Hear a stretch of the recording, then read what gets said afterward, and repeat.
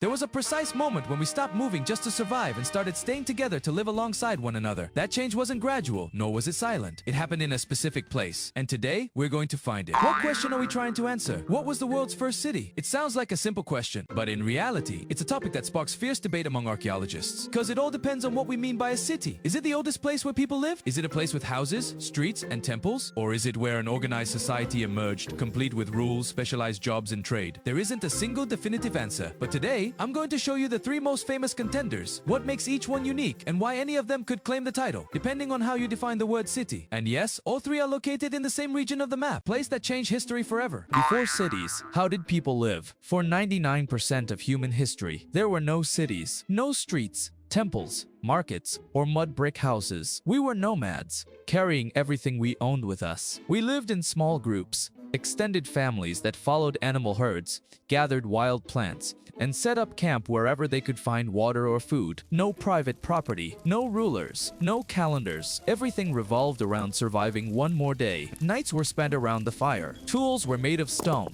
If danger appeared, they moved on. If food ran out, they moved on as well. The human map was one of constant movement. Sometimes they stayed for weeks, sometimes for months, but never for much longer. There were no storage buildings, no walls, nothing that forced them to stay, no streets, no permanent homes, no written rules. Authority was shared, and so was food. Childhood and old age belonged to the group, not to any one individual. Death had no cemeteries. Art had no museums. The gods had no temples. The very idea of settling in one place was strange. To them, staying still could mean death. But something changed, something so powerful that it made them put down roots. Literally, the secret ingredient that changed everything. And that change was a seed, literally. Around 12,000 years ago, in certain parts of the world, human communities began cultivating the land. At first, they worked with wild grains. Later, with more organized crops. For the first time, people no longer had to chase their food. Now, food grew where they lived. And that changed everything. Because when you plant, you also have to wait. And when you wait, you stay. And when you stay, you begin to build. One hut, then 2, then 20, standing side by side. And before you know it, a village is born. But there was something even more powerful than planting. Storing. Agriculture brought surpluses. For the first time, there was more food than was immediately needed, and surplus food is power. The power to trade, the power to survive the winter, and above all, the power to free up time. Because when some people farm, others can do something else. New professions emerge: potters, weavers, builders. Leaders appear to organize communities, and rituals emerge to ask for rain, give thanks for harvests, or to maintain control over the group. In short, agriculture was the spark, the first step in turning a camp into a village, and a village, eventually, into a city. What defines a city? 4 key criteria. Before we continue, we need to agree on one thing. What makes a place a city, and not just a large village? Because having houses, or even a lot of people, isn't enough. To qualify as a true city, archaeologists generally look for 4 key characteristics, and they're simple enough that you can keep a mental checklist as we go through the examples. 1. A large, permanent population. A city isn't a group that camps in the same place for part of the year. It has a large population, hundreds, sometimes thousands of people, living there year-round. They're not just passing through. They're born there, they live there, and they die there. That means a continuous community, not a temporary gathering. 2. Architecture and planning. A city isn't just a random collection of houses. Even without avenues or public squares, there's some logic to how homes and buildings are arranged. Streets, passageways, shared spaces, and structures that serve a purpose beyond simple shelter. They exist to support community life. What people build reveals how they think. An economy with specialized roles. Not everyone farms, not everyone hunts. Some people specialize, making pottery, crafting tools, weaving clothing, or leading rituals. This is only possible when there are food surpluses, because someone has to produce enough food to support everyone else. The division of labor is a crucial step. 4. Social organization. A city isn't just people living together. It's people cooperating or competing. Rules, customs, rituals, and systems of exchange begin to emerge, and often, someone takes on the responsibility of making decisions for the group: a leader, a council, or even a god. Temples, symbols, and structures designed to maintain order also begin to appear. When a place meets these 4 criteria, we're no longer talking about just another settlement. We're talking about something entirely new. A city, the most famous contenders. Alright, now we know what a city needs in order to be considered a city. So let's move on to the big question, which was the world's first city? And this is where the competition begins, because there are three major contenders, each with its own argument,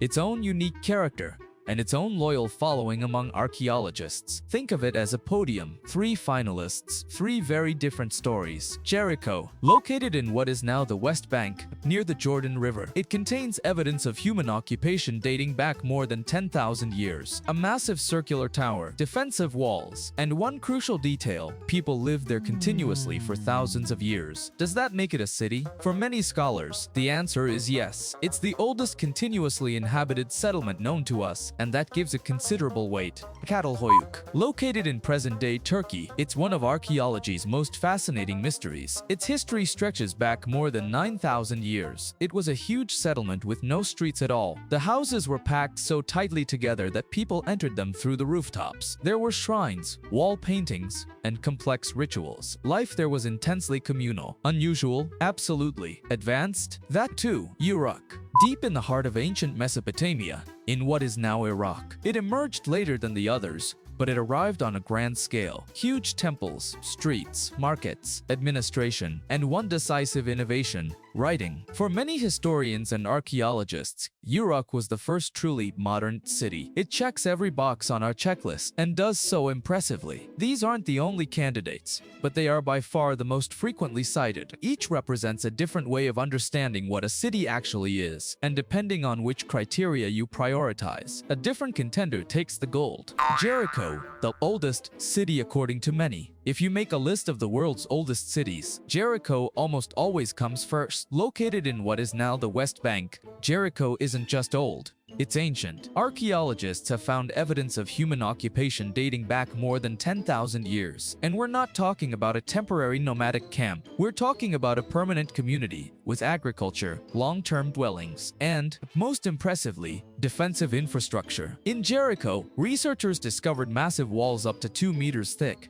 along with a large circular tower that may have been used for surveillance, rituals, or protection against flooding. And if there are walls, there's something worth protecting. That suggests organization, collective decision-making, and probably leadership. But what amazes people most is its continuity. Jericho was inhabited almost continuously for thousands of years, generation after generation. People were born, lived, and died in the same place, an unbroken chain of human life.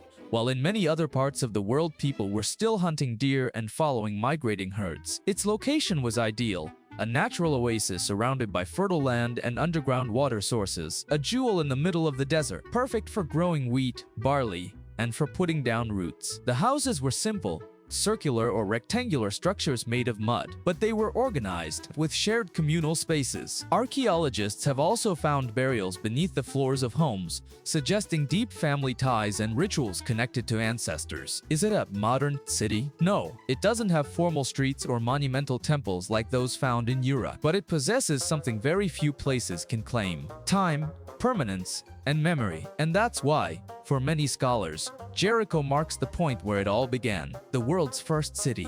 Çatalhöyük, the strange city. If Jericho is the oldest, then Çatalhöyük is the strangest, and also one of the most fascinating. Located in central-day Turkey, it was inhabited around 9,000 years ago. For its time, it was an enormous settlement, thousands of people living together in a compact space. But what makes it truly unique is the way people lived there. In Çatalhöyük, there were no streets. The houses were packed tightly together, like a giant honeycomb made of mud brick. People moved around on the rooftops. They climbed ladders, walked across the roofs, and entered their homes through openings in the ceiling. From above, it looked like a single massive structure, but in reality, it was a labyrinth of homes. And inside, life was remarkably rich. Each house had space for cooking and sleeping, but also for rituals, burials, and art. Yes, people buried their dead beneath the floors, and they decorated their walls with paintings and reliefs. There were images of goddesses, bulls, hands, and leopards, as if each home also served as a temple or a family shrine. What's equally striking is what archaeologists haven't found. There are no signs of grand palaces or central temples. Nothing clearly suggests the existence of a king or a ruling class. Everything appears to have been highly communal. No obvious hierarchies, no visible social status. A remarkably unusual model, even by historical standards. People also shared tools, ovens,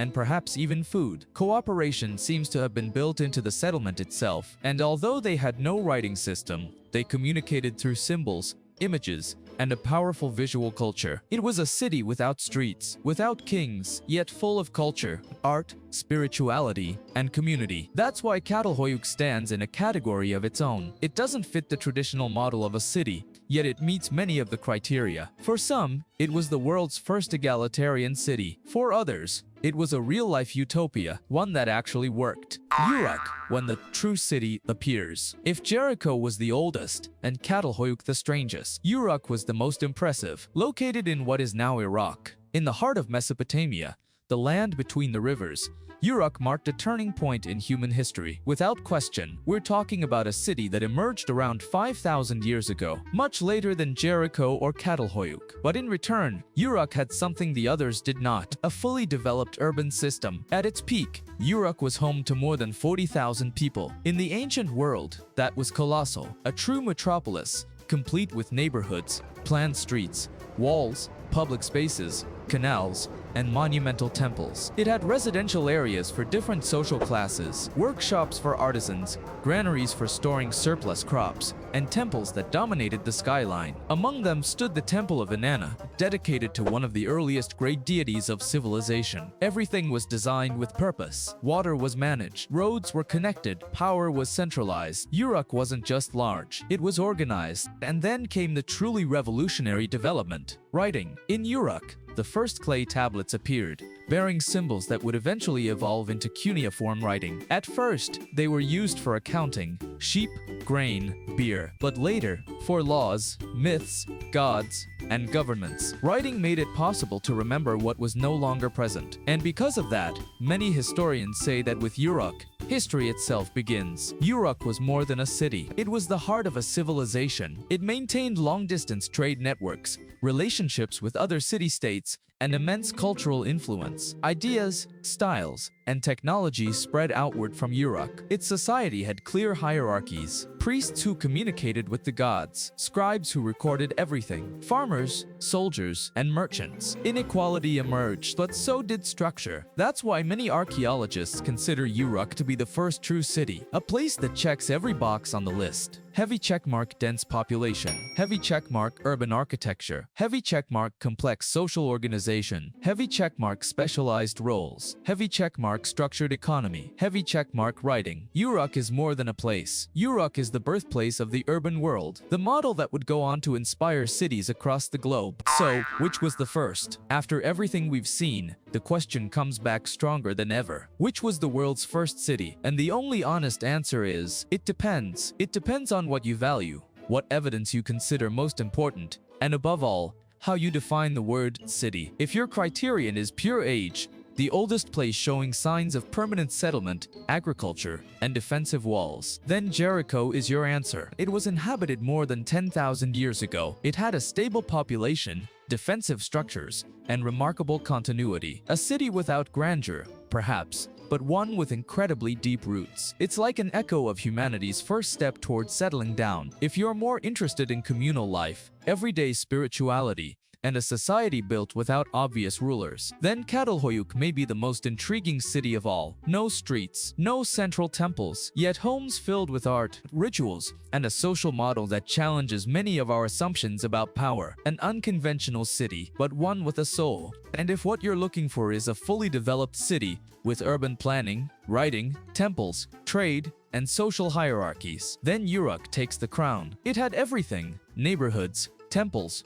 bureaucracy, written records, and far-reaching influence. It became the classic model, the one that would inspire cities for centuries to come. Uruk was the original blueprint for what we call civilization. In short, Jericho was the first home, Çatalhöyük was the first great community, Uruk was the first modern city. So who wins? None of them, or all of them, because history isn't a race, it's a map, and each of these cities represents a different point in the journey of becoming human. Why does it matter today? It may seem like nothing more than a curiosity from the distant past, but understanding which was the world's first city also means understanding how we got here. Because when the first city appeared, so did many of the challenges and solutions that still shape our lives today, living alongside thousands of other people, sharing resources, establishing rules, organizing work, controlling power, creating culture. A city is not just a collection of houses clustered together. It's a human experiment in finding a way to live together without falling apart. And that experiment began thousands of years ago. Those first cities already contained conflict,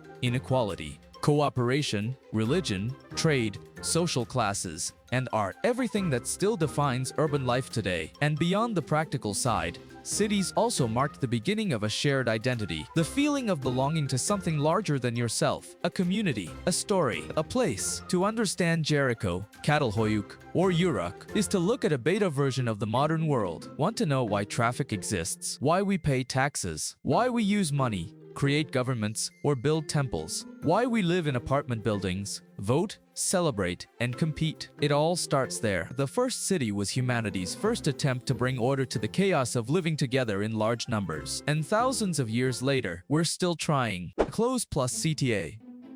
The first city is more than just a name. It's the moment when we began living together. When we started building, organizing, and inventing society itself. It's the point where we stopped moving and began to stay, settle, and create. Every street, every wall, every symbol pressed into clay tells a part of that story. Today, we're still refining that experiment. And it all began with an oasis, a honeycomb of houses, or a city of temples. So, in your opinion, which was the world's first city? Jericho, Çatalhöyük, or Uruk? Let me know in the comments below. And if you enjoyed this journey to the origins of cities, be sure to like, share, and subscribe for more stories that began thousands of years ago and still shape who we are today.